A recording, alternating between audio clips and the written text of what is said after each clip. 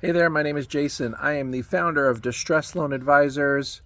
I have been helping people with SBA related issues, specifically the offer and compromise, since 2009. Before that, I was a workout officer for the largest SBA lender in the country. Yeah, this is all that I do. Today, I want to talk to you about what conditions need to exist for you even to qualify for an offer and compromise. So, in my last video, I noted that the SBA had sent me an application and a checklist for all the items that are required for an offer and compromise for the EIDL. So, along with every other type of loan, apparently now we can submit EIDL offer and compromise packages, which is great. Now, before I get into these prerequisites, I just want to make a note of something. Because we haven't actually gotten back any decisions on an EIDL loan offer and compromise, everything that I'm about to tell you is based on how it's always worked since I started doing this with every other type of SBA loan. So I guess all that is to say, if the EIDL people want to switch it up on us, there's no way for me to know that at this point. But assuming it's all the same, hopefully what I'm about to tell you is going to be applicable. So since I announced that the EIDL, you can submit an offer and compromise package, people have contacted me and said, well, can I settle my loan? How much should I offer? And before we even get into how much you should offer, let's talk about who typically is eligible for an SBA offer and compromise. There need to be a couple things in place before the SBA is even going to look at your offer. Step one, the business needs to either close or be sold, one or the other. And so obviously if the business is sold, the assets will go with it. If you close your business, that's step one, or you sell it, either or. Step two, if you close your business, you need to liquidate all the assets. And before you do that, get the SBA's permission to do so. I've seen so many problems over the years with people going ahead and selling their assets without consulting with the SBA or the lender, and they don't like that.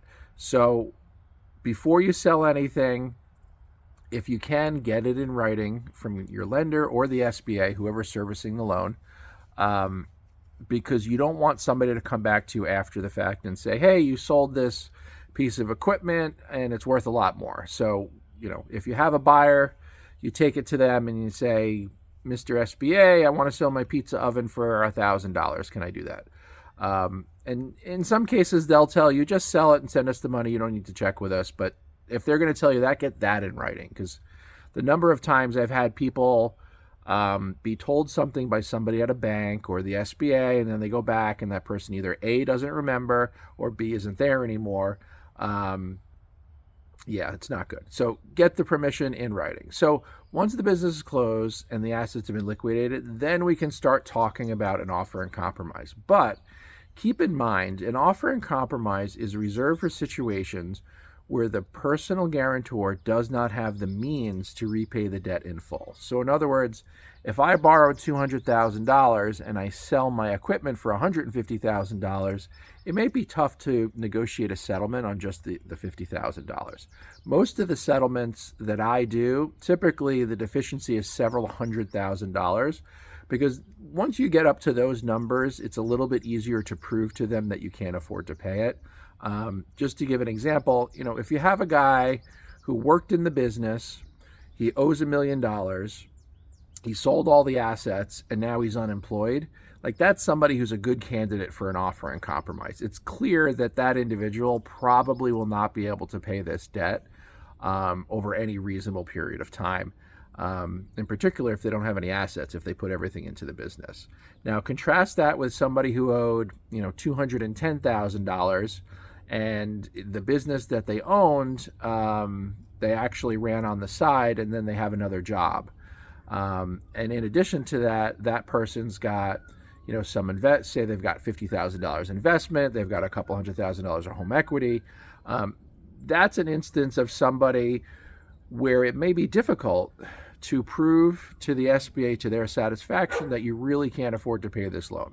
So just keep in mind, when it comes to offer and compromise, you need to demonstrate financial hardship and lack of ability to pay.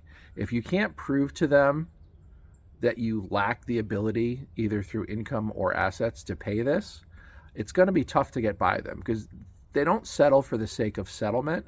They settle because from a business standpoint, it makes sense for them to take something less, because they know if they push you into bankruptcy or if it goes to the Treasury, the recovery is going to be fairly nominal. So that's it. Just to summarize, step 1, close the business. Step 2, liquidate the assets. Then at that point, if the deficiency is an amount that you cannot afford to pay from personal assets, then you may be able to submit an offer and compromise that'll have a chance to be approved.